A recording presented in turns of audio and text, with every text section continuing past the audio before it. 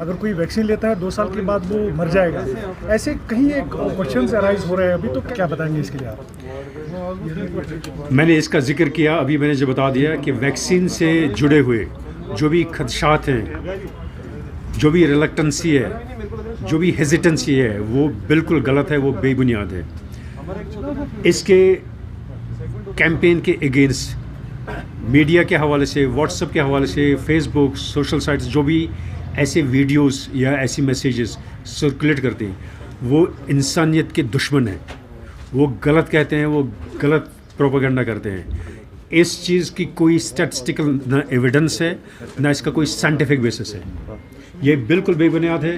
मेरी गुजारिश फिर से अपने भाई बहनों से है कि वैक्सीन को ले लें, वैक्सीन को अपनाएं, दूसरों को तलकीन करें, दूसरों को वैक्सीनेशन सेंटर्स पे ले जाएं, वैक्सीनेट हो जाएं, इम्यूनाइज हो जाएं, और इसी में हमारी बका है। डॉक्टर साहब, प्रेगनेंसी के बारे में क्या कहेंगे? जो लेडीज़ प्रेग्नेंट होती हैं तो काफ़ी सारे रूमर्स ऐसे हैं कि वो नहीं कर सकते वैक्सीनेशन, क्या कहेंगे? प्रेगनेंसी ही नहीं, बल्कि जो भी कोमॉर्बिडिटीज़ हैं, कैंसर हो, हाइपरटेंशन हो, क्रॉनिक किडनी डिजीज़ हो, क्रॉनिक लिवर फेलियर हो, स्ट्रोक्स में मुब्तला हुए हो, हार्ट अटैक में मुब्तला हुए हो, या इससे ऐसे ही और जुड़े हुए तकालीफ हों, प्रेगनेंसी हो, लैक्टेशनल मदर्स हों,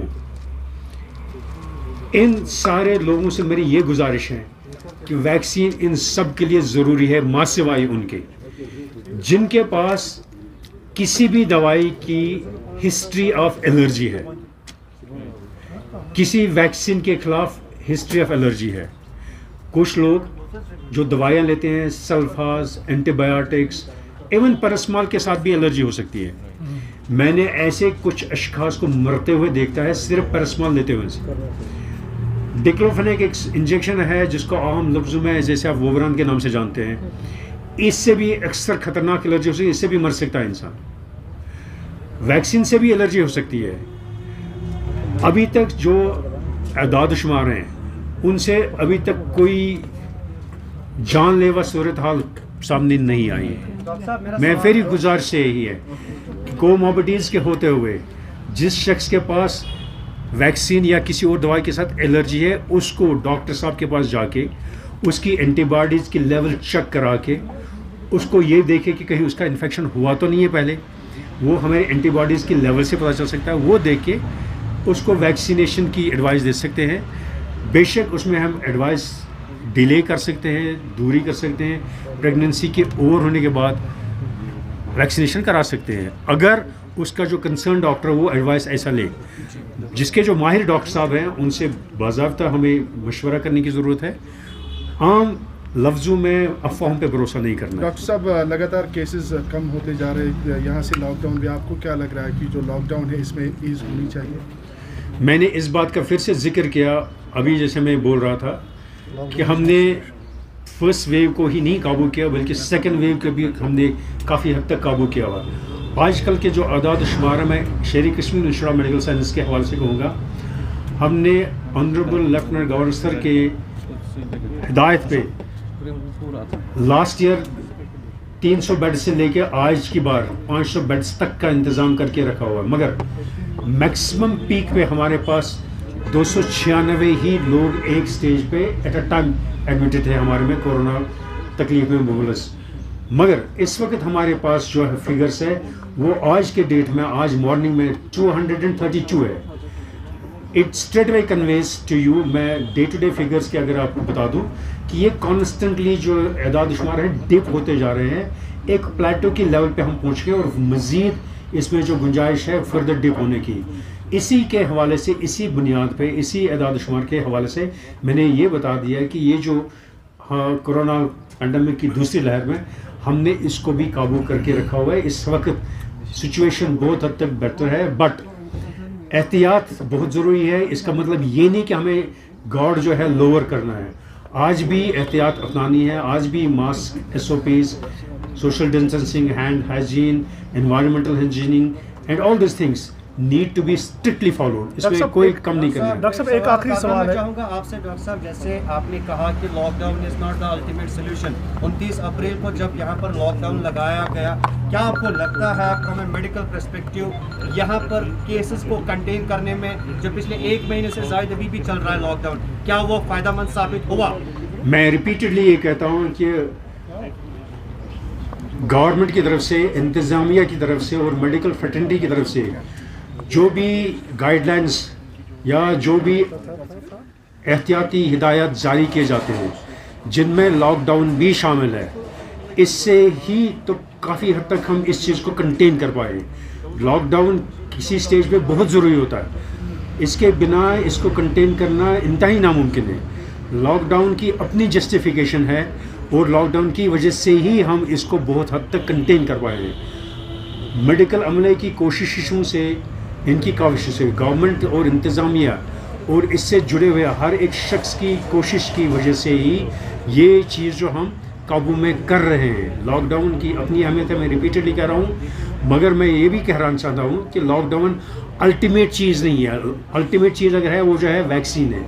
अगर हमें लॉकडाउन से बचना है, मैं फिर से रिपीटेडली ये मैसेज देना चाहता हूँ, अगर हमें लॉकडाउन से बचना है, अगर हमें इकोनॉमी अपनी रिस्टोर करनी है, अगर हमें अपनी एजुकेशन रिस्टोर करनी है, अगर हमें अपने बच्चों का मुस्तकबिल ढूंढना है, अगर हमें अपने नौजवानों का मुस्तकबिल रोज़ी ढूंढना है, अगर उनके जॉब्स ढूंढने हैं, अगर हमें ज़िंदा रहना है, अगर इंसानियत को फिर से इस धरती पर रहना है, हमें इन वैक्सीनेशंस के जो भी स्ट्रेटेजिक प्रोग्राम्स हैं, इनको अमलन तौर इस्तेमाल करके इस पे ज़रूरी अमल पैरा होना चाहिए। इस बीच black fungus, white fungus, yellow fungus और एक चीज नमूदार हुई अभी, जैसे अभी हम कोविड से ही अभी जूझ रहे हैं, तो इस बीच ऐसे भी सस्पेक्टेड केसेस रिपोर्ट हो रहे हैं कश्मीर से, कुछ ऐसे खदशा, हालांकि जम्मू में 2 डेथ्स वाकया हो चुकी है, तो इस पर आपका क्या कहना है?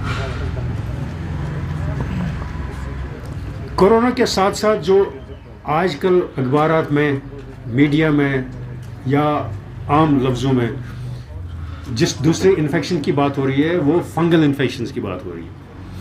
मैं अपने भाई बहनों से ये वाज़ह करना चाहता हूँ कि फंगल इन्फेक्शंस, बैक्टीरियल इन्फेक्शंस या वायरल इन्फेक्शंस, ये तब से इस दुनिया में है जब से हमारा वजूद इस दुनिया में हुआ है। ये आज की बात नहीं है। अगर आप ये जानना चाहें कि अलेक्जेंडर फ्लेमिंग एक बड़े सबसे मशहूर साइंसदान गुजरे हैं जिनको नोबेल प्राइज़ मिला हुआ है, उनकी इस रिसर्च पे जब उन्होंने देखा कि एक फंगस जो है उसकी लेबॉरेटरी में दूसरे फंगस पे कुछ ऐसे तरीके से हावी हो रहा है कि दूसरा फंगस जो है टेक ओवर कर रहा है, एक वाला फंगस किस्म का डिसअपेयर हो रहा है। कशीर पे वन यह किस्म लाव वुचान, अगर वो अगर सैनिस घरस में ब्रेड आ चोट आ या कह खन चीज़ आ, अगर सह कुछ खास टेम्परेचरस पे रोज, सह अनप्रोटेक्टेड रोज, सह कवर्ड रोज कहें, अत यह लाव खसान, यह फंगल, यह फंगस इन्फेक्शन। यह फंगस इन्फेक्शन दुनिया किस कुन कोनस मज, कुन घरस मज, कुन चीज़ सत वाबस्त, यह तह सत मे सत सान पलवन सत सानिस जिस्म सत वाबस्त। कोरोना की वजह से यम जन दवा आजकल दिवान, चाहे तथ में स्टीरॉइड्स आसन या बाकी एंटीबायोटिक्स आसन, ये सॉरी उर्दू में चाहते हैं, कोरोना के हवाले से जब हम दवाइयाँ देते हैं, वो चाहे एंटीबायोटिक्स हों, वो चाहे एंटीवायरल्स दवाइयाँ हों, तो इससे जो ये फंगस है, इस फंगस को अटैक करने का मौका मिलता है। दवाइयों से, एंटीबायोटिक्स से, एंटीवायरल से एक किस्म की जो ये इन्फेक्शन है ये कंट्रोल हो जाती है, मगर दूसरी जो फंगल इन्फेक्शन है ये नमूदार हो जाती है, ये इन्वेड करती है। इसके खिलाफ भी दवाइयाँ हैं, एम्फोटेरिसिन भी है, बाकी चीज़ें हैं, और इस फंगस के हवाले से बहुत सारे और तकालीफ है जो आज हम कहते हैं म्यूकोरमाइकोसिस। ये एक फंगल इन्फेक्शन है जो आजकल हम देखते रहे, वेंटिलेटर एसोसिएटेड है, इंटेंसिव केयर एसोसिएटेड, जिसमें शायद स्टेरॉइड्स का ज़्यादा यूज़ है रिलेटेड, और मे बी एंटीवायरस। मगर अगर हम देखेंगे इसमें और भी आम लफ्ज़ों में ट्यूबरकुलोसिस की एक तकलीफ़ है, तपियत वनान, उसमें एक स्टेज पे लंग्स में कैविटीज़ बन जाती हैं, उनमें एक फंगल इन्फेक्शन हो जाता है, उसको हम उसमें हम एस्परजिलोसिस कहते हैं। ऐसे और तकालीफ है, म्यूकोमाइकोसिस, ये बहुत सारे फंगल तकालीफ होते रहते हैं, आज की बार नहीं है, होते रहेंगे और उनके खिलाफ भी दवाइयाँ हैं, घबराने वाली कोई बात नहीं सर है। आपने अभी कहा कि आपको लगता है कि थर्ड वेव जो है नहीं आ सकती है, आपका ये कहना है, काफ़ी ज़रूरी सवाल है। जबकि मेडिकल एक्सपर्ट्स ने जब सेकंड वेव का आगाज़ हुआ अप्राइज किया था गवर्नमेंट ऑफ इंडिया को भी कि सेकंड वेव आ सकती है, तो तब उसके बावजूद भी गैदरिंग्स हुई, लोगों का आना जाना हुआ, SOPs जो गाइडलाइंस मेडिकल एक्सपर्ट्स की तरफ से कही गई थी, they were all put into the dustbin. Second, अभी आपका ये कहना, do you think it's premature to say कि थर्ड वेव नहीं आ सकती है? मैंने कोरोना के स्टार्ट से इसके इस वक्त तक स्टेज का जिक्र किया आम लफ्ज़ों में। अगर आप चाइना को देखेंगे जहाँ से कोरोना शुरू हो गया, what ever was the mode of start of its और स्प्रेड, वहाँ कोई थर्ड वेव नहीं है। अमेरिका इतनी बड़ी इकनॉमी होते हुए, इतनी सारी टेक्नोलॉजी होते हुए, इतनी सारी दवाइयाँ होते हुए, सेकेंड वेव में भी काफ़ी हद तक सफ़र किया, अभी कोई थर्ड वेव तो देखी नहीं। ब्राज़ील, यूरोप को देख लीजिए, कोई थर्ड वेव नहीं आई। मेरे कहने का मकसद है थर्ड वेव या सेकेंड वेव, ये कंटिन्यूटी है इन्फेक्शन की। अगर हम एहतियाती तदाबीर ना अपनाएंगे तो ये कंटिन्यू करेगा। कल जब ये फिर से इसकी इन्फेक्टिविटी बढ़ जाएगी, इसका स्प्रेड बढ़ जाएगा, तो हम इसको थर्ड वेव के नाम दे देंगे। If we observe the precautions, if we observe the SOPs and guidelines, we will not let the so-called third wave come in. The so-called third wave for me is if we lower the guard and we let it come again.